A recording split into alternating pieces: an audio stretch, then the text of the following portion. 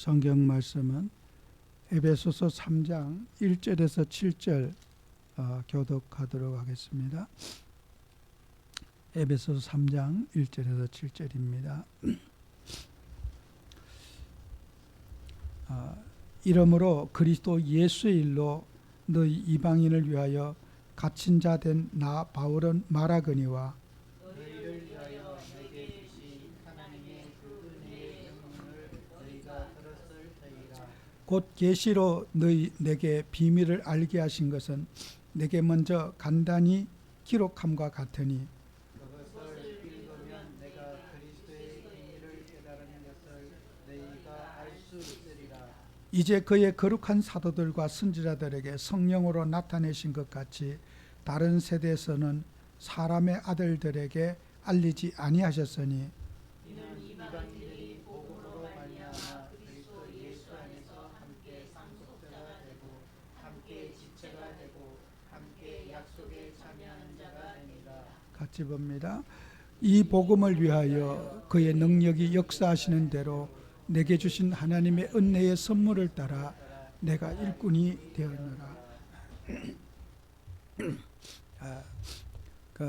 우리 전도자들이 하나님의 일을 하면서 참 좋은 일만 있어야 되는데 바울은 이 복음을 전하면서 감옥에도 가고 또 매도 맞고 정말 그런 사회 사람들에게 또 일반적인 사람에게 덕스럽지 못한 부분들을 이렇게 많이 비춰지게 되었어요.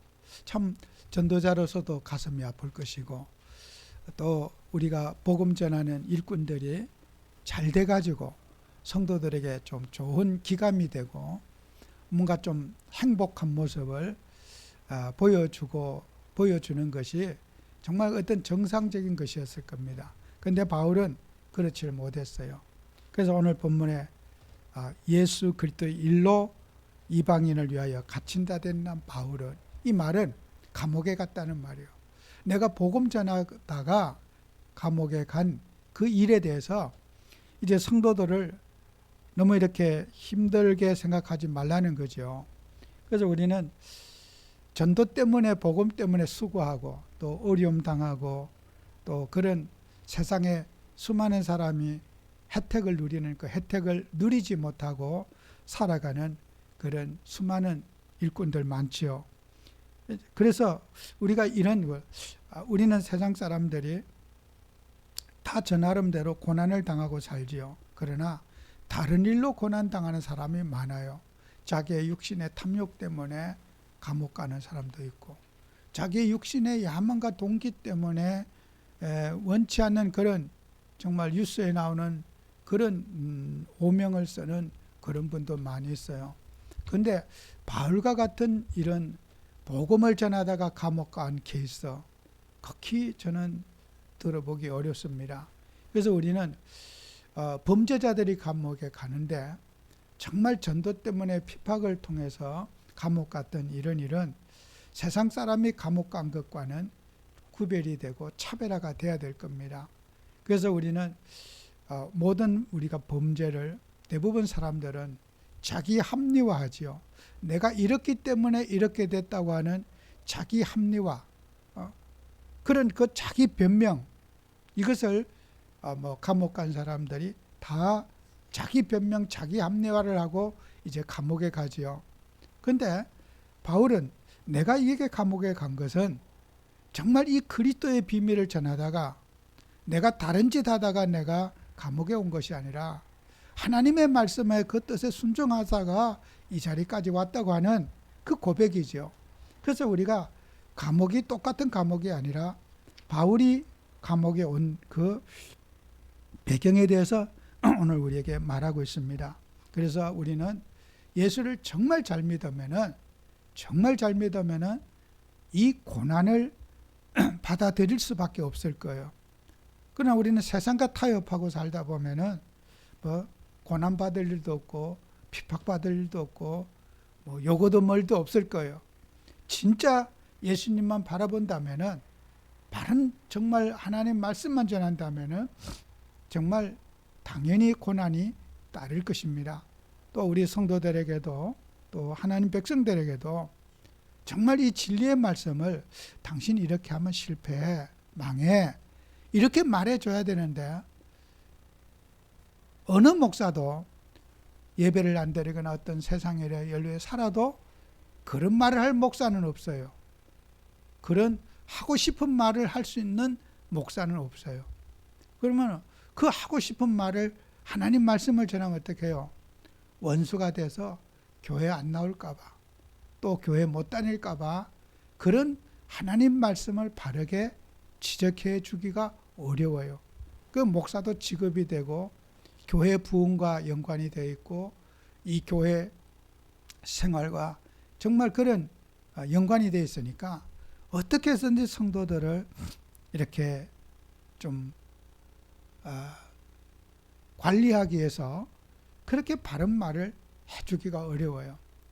그래서 오늘도 우리는 예수님께서 우리에게 오신 것은 예수님이 뭐하러 오셨느냐? 예수님은 속죄주로 오셨다.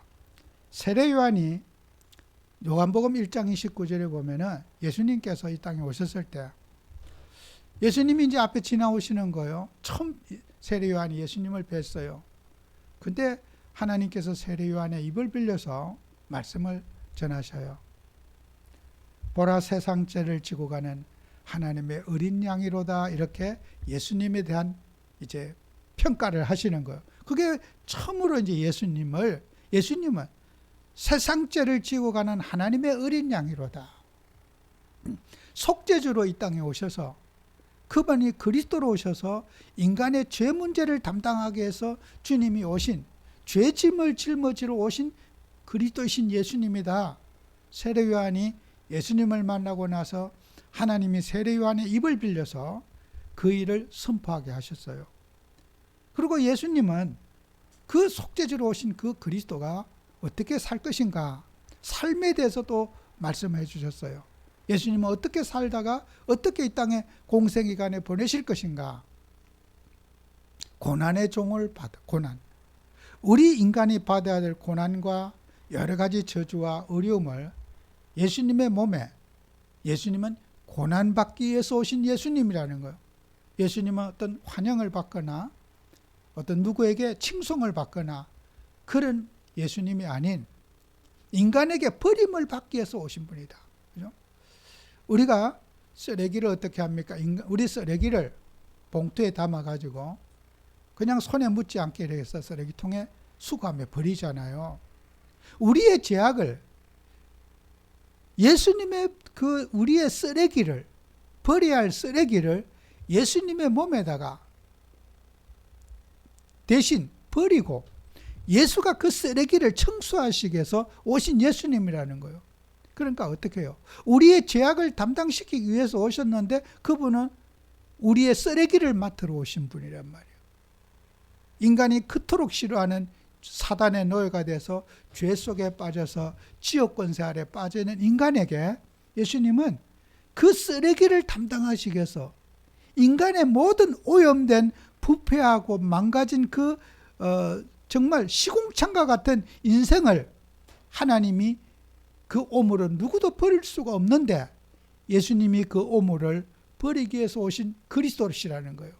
그러니까 그 인간이 가지고 있는 모든 오물을 폐기물을 예수님의 몸에다가 전가시켜야 되니까 예수님은 그것 때문에 우리의 질고를 지고 고난을 당하셨다는 거예요. 그래서 예수님은 하늘의 보좌를 버리고 이 땅에 사람의 육신을 입고 오셔서 인간의 그런 고통을 짊어지기 위해서 오시고 그것을 통해서 하나님의 일을 이루기 위해서 예수님이 그리스도로 오셨다는 거예요. 그래서 이 내용은 이런 중요한 내용은 성경의 마태, 마가, 누가 3복음서에 보면은 각자의 기록이 있잖아요. 이런 내용은 절대로 빠지면 안 되는 거예요. 이 기독교의 뼈대거예요. 그죠? 우리가 빠져도 될 내용이 있고 빠져도 예수님 믿는데 문제가 안 되는 내용이 있고 빠져서는 꼭 안 될 핵심적인 워딩이 있단 말이에요. 그죠? 지금 이 말은 우리 기독교 신앙의 뿌리에 빠져서는 안 될 내용이라는 거예요. 이거는. 이 이 기둥이라는 거예요.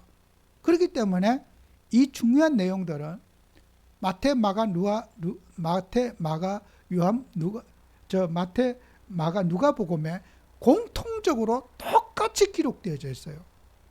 그래서 요 마태, 마가, 누가를 3복음을 대조해서 보면은 있는 것도 있고 없는 것도 있고 공통적으로 있는 게 있는데, 지금 말한 이 내용은 세 군데 똑같이 기록되어져 있어요.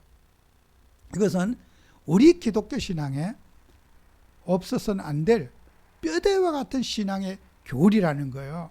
그래서 마태복음 16장 21절에 그때로부터 이제 예수님이, 마태복음 16장이 무슨 내용입니까? 앞절에 예수님이 그리스도로 오셨다는 것을 베드로의 입을 통해서 고백을 하고, 그때 이것은 그리스도일 때문에 내가 왔고 그리스도일 때문에 내가 이런 일을 할 것이라고 하는 그 말씀을 앞장에서 하고, 16절에는 21절에는 그때로부터 예수 그리스도께서 예루살렘에 올라가 장로들과 제사장들과 서기관들에게 많은 고난을 받고 죽임을 당하고 3일에 살아날 것을 제자들에게 비로소 나타내신다 그랬어요.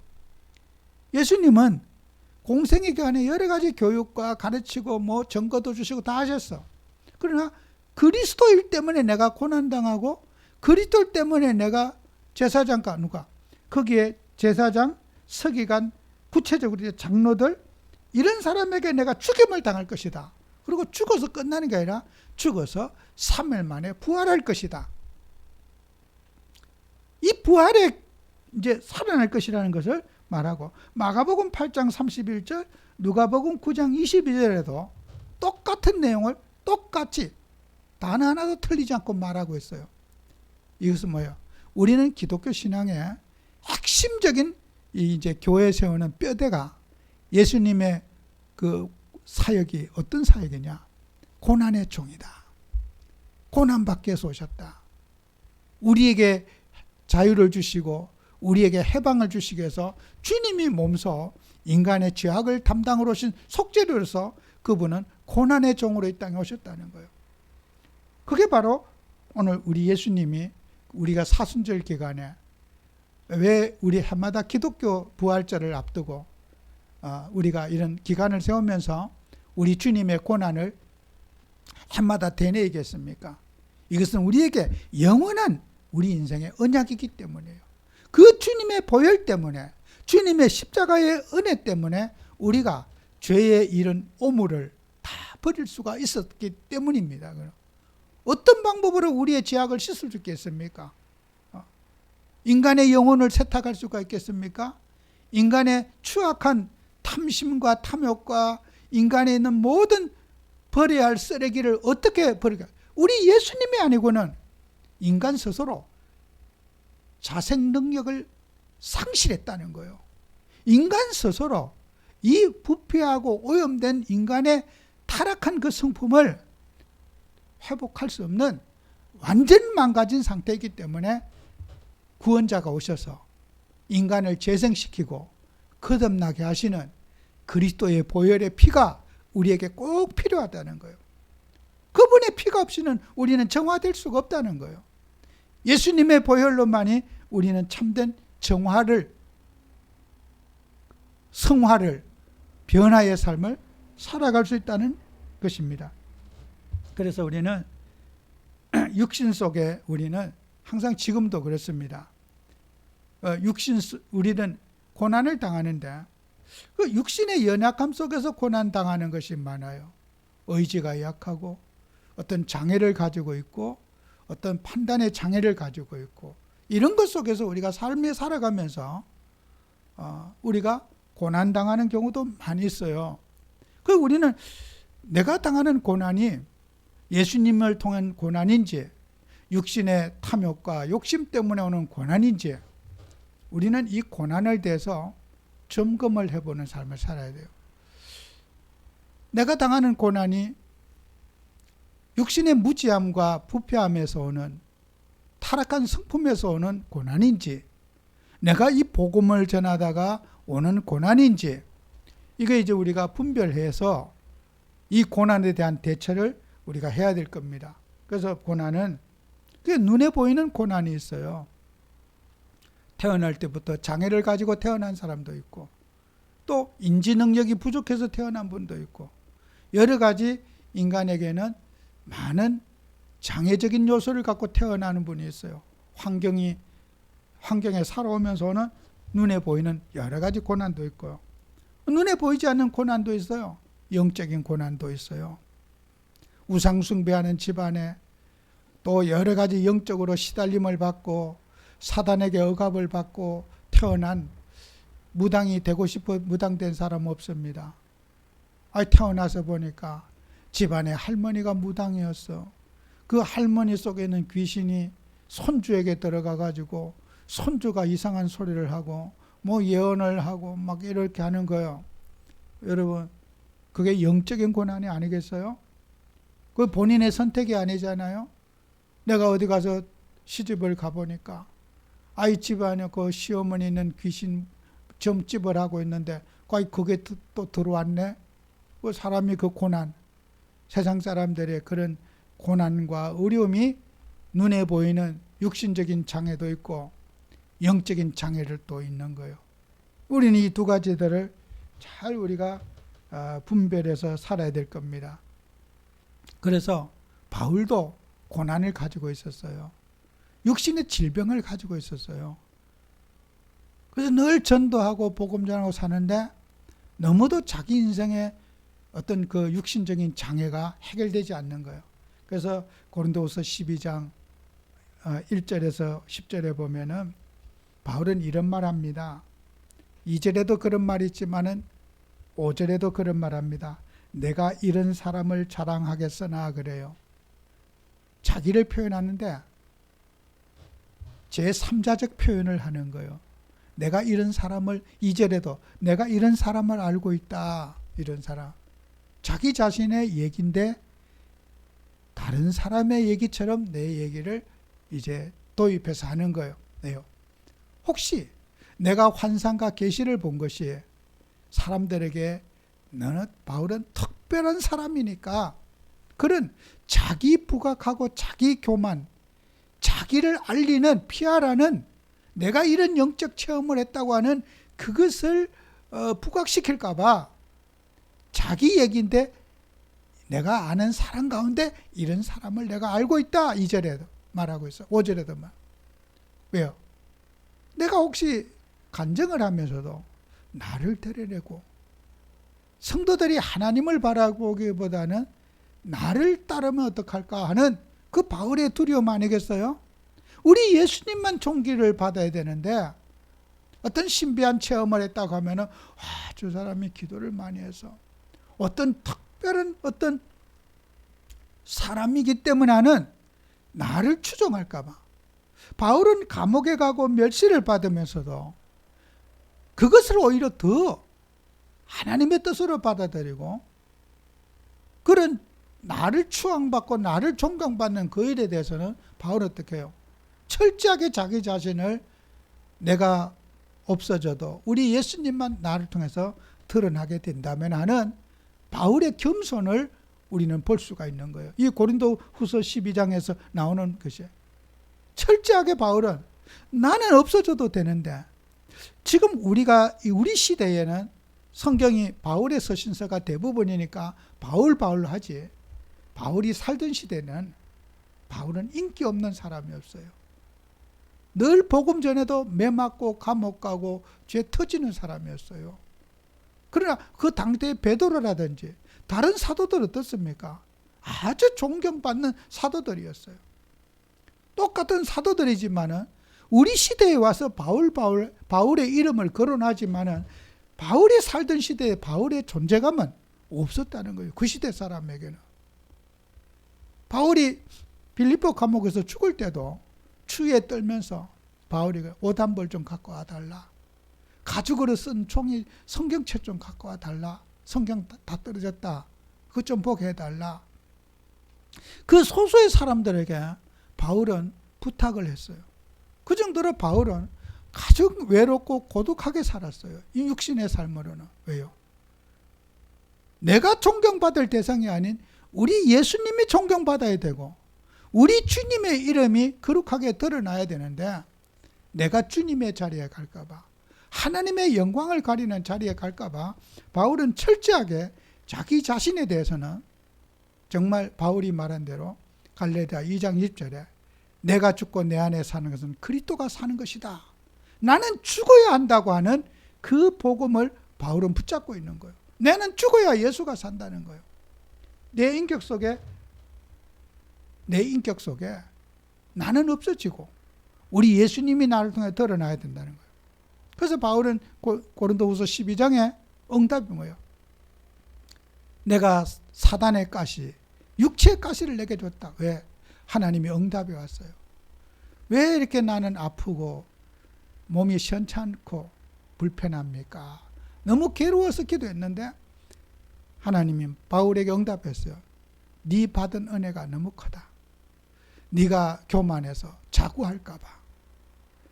네가 너무 네 자신을, 원래 너가 살아오면서 로마의 공무원이고 네가 공부도 많이 했고 세상에 가진 게 많아서 너는 조금만 너 용기 뭐가 좀 빗나가면은 네가 내 자리에 차지할까 봐, 자고할까 봐, 쓰러질까 봐 내가 너에게 교만하지 않도록 육체의 가시를 줬노라, 사단의 가시를 줬노라. 바울 응답이에요. 그래서 네가 약한 데서 내가 강함이라. 주님이 강한, 네가 없어져야지 네 속에 있는 그리스도가 드러나게 된다. 하나님은 바울에게 주신 응답이 바로 그런 응답이었어요. 바울만 그럴까요? 진정으로 우리는 내가 죽은 자리에, 내가 없어진 자리에, 내가 약할 때 우리 주님이 강하다는 거, 내 혈기, 내 방법, 내가 할 때 내가 복음이 죽고 그리스도의 복음이 나타나야 되는 거예요. 그죠? 내 의지, 내가 이렇게 하면 잘 되고 이렇게 하면 안 되고 내 중심적인 신앙이 그리스도 중심의 신앙으로 바뀌어야 된다는 거예요. 우리는 정말 그리스도 중심, 복음 중심의 신앙으로 우리가 바꿔야 될 겁니다. 그래서 우리는 하나님을 믿으면서 정말 우리는 또 이 복음 속에 오는 고난, 그 고난이 많죠. 우리가 복음을 이해하지 못하는 많은 종교인들이 있잖아요. 세례 요한, 예수님을 엘리야, 예레미야 선지자 중에 하나라는 사람, 마태복음 16장 13절 20절에 있는 내용이잖아요. 복음을 오해한 자들이잖아요. 그죠? 아, 예수님은 세례 요한 같은 분이야. 예수님은 예레미야 같은 분이야. 선지자 같은 분이야. 엘리야 같은 기적을 행하는 분이야. 그 오해들, 예수님에 대한 오해. 예수님은 우리의 속죄주로 오시고 우리의 구속주로 오시고 우리의 인간의 쓰레기를, 모든 육체의 부패한 것들을 담당하게 오신 그 그리스도의 십자가의 언약을 놓친 자들. 예수님은 세상의 안위와 세상의 불공정과 어떤 세상의 불의와 그런 것들에 대해서 해방시켜 주러 온 그리스도만을 믿고 있는 사람들, 그죠? 그 그리스도에 대한 오해가 아니겠어요? 우리가 그런 사람들이 때문에 우리가 고난 당할 수 있어요. 복음을 오해한 사람들 때문에 고난 당할 수가 있거든요. 그리고 우상과 미신과 풍습에 빠지는 자들, 그죠? 율법과 전통에 빠지고 유대 사상과 선민 사상에 빠진 사람들, 그죠? 그분들이 또 복음을 우리가 이렇게 그분들 때문에 오해한 일이 많잖아요. 또 우리는 사단의 종로로 타는 자들, 세상의 모든 사람들이요, 복음 없는 사람들, 성공한 사람들 많아요. 돈 많은 사람도 많고 명예와 지위를 있는 사람도 많고, 우리 기독교인보다 비기독교인이 세상에 성공하고 이름난 사람이 훨씬 더 많습니다. 그 성공의 배후가 누가 주느냐는 거예요. 그죠? 세상은 성공 중심으로 가는 거예요. 성공만 하면 된다는 거예요. 근데 그 성공의 배후가 뭐냐 말이에요. 성공의 배후. 저 사람은 훌륭하게 됐어. 잘 됐어. 성공의 배후가 뭐냐 말이에요. 제가 그 방송회 가운데 전은주라는 그 할머니가 뭐 그렇게 부자래요. 막 은행에 가면은 그 돈을 어마어마하게 맡겨가지고 젊었을 때부터 은행의 지점장이 자기가 딱 가면은요 문 앞까지 나서 탁 배웅하러 VIP실로 탁 데려간대요. 그렇게 막 돈을 많이 막 모았대. 그 지금까지 뭐 하면서 뭐 주식을 투자했는데 돈을 막 하여튼 뉴스에 날 만큼 많이 벌었대. 지금까지. 얼마 전 기사에 보니까 그분이 집 앞에 나오다가 미끄러져 갖고 고관절이 부러져 갖고 그냥 휠체어 타고 있는 모습이 이제 나와요. 글쎄, 돈이 1,000억이 되는 2,000억이 되건 인간의 나이 앞에 무슨 저런 의미가 있나. 세상은 보자. 저 사람은 하나님 없이도 하는 것마다 저렇게 성공하고 하는 것마다 잘 되고 막 부럽죠. 길거리 가는데도 막 어떤 아줌마들 전원주 얘기하는 귀에 들려요. 그 여자 어떻게 해서 막 얼마를 벌었대. 그래. 부럽죠. 그죠? 인간의 그 성공이 무슨 의미가 있겠습니까? 그죠? 그게 우리 인생을 살아가면서 눈에 보이는 그런 성공하면은 인생이 다 된 것 같은 거예요. 그래서 고관절이 부러져 갖고 지금 현재 휠체어 타고 이렇게 있는 모습이 이제 이렇게 이렇게 나오더라고 기사가. 그거 다 나서면은 빨리 방송에도 복귀할 거라고. 여러분 우리가 사람이 살아가는데 그 할머니가 나이 들어서 그 수천억이 뭐하대 필요하겠습니까? 하루 삼시세끼 밥 먹는 거 외에는 아무 의미 없는 거예요. 그죠? 그건 숫자에 불과한 거예요. 그죠? 그래서 어느 옛날에 노인이 그냥 나이 80 넘으면 있는 놈이나 없는 놈이나 똑같아. 그 말이 저런 사람을 겨우 하는 소리다. 하루에 3세끼 밥 3끼뿐이 더 먹겠어요. 그 장보에 있는 그거 뭐하고 살겠어요. 그죠? 그 인생이 그렇게 허망한 거예요. 여러분 세상에 우리가 부러워하는 성공, 거기에 우리의 인생에 답이 있지 않습니다. 그리스도로 충만하고 예수로 충만하고 복음에 살고 주님에 살다가 우리 주님 앞에 가는 거 아니겠어요? 나이 앞에 학벌 자랑이 80난 노인이 내가 학벌 자랑한다고 누가 알아주겠어요? 돈 자랑한다고 누가 알아줄게요? 내 집에 마누라가 이렇게 이쁘다 자랑한다고 누가 알아주겠어요? 아무것도 의미 없는 소리예요. 그럼 우리가 그게 사로잡혀 사는 거예요. 여러분 우리는 하나님 앞에 살아가면서 정말 우리는 전도자로서의 삶을 꼭 살아가야 돼요. 우리가 생명이 다하는 날까지, 숨이 끊어지는 날까지 우리 인생의 사명과 소명의식에 우리가 붙잡혀 살아가야 돼요. 사도행전 4장 28절 31절에 사도들 초대교회 신앙인들 하나님의 권능과 그 뜻을 이루려고 예정하신 그것을 행하려고 이 성에 모였나이다. 그죠? 우리가 하나님의 뜻이 뭐예요? 내가 건강이 주어지는 날, 내가 어떤 할 수 있는 신락 같은 그런 힘이 있을 때까지 우리는 주님 앞에 가는 날까지 우리는 이 복음과 소명과 사명 속에 우리가 살아가야 되는 거예요. 그게 우리 하나님이 우리에게 주신 본분이에요. 돈 벌어서 뭐 할 거예요? 우리가 뭘 막 안정되게 살면 좋겠지. 그냥 아무 의미 없어요. 우리는 정말 전도자로서의 사명을 붙잡고 바른 기도 제목을 붙잡고 세상에는 수많은 사람들, 치유 대상자들이 얼마나 많습니까? 우리가 섬기고 우리가 살펴야 될 대상들, 정말 우리가 섬김을 다하는 그런 우리가 돼야 되겠습니다. 기도합니다. 주님, 그리스도 예수 일로 고난받는 바울의 신앙처럼 우리는 우리 자신을 주님의 십자가 앞에 복종시키고 오직 우리를 통해서 주님의 영광만 드러나는 삶을 살아갈 수 있도록 축복해 주옵소서. 예수님 이름으로 기도합니다. 아멘.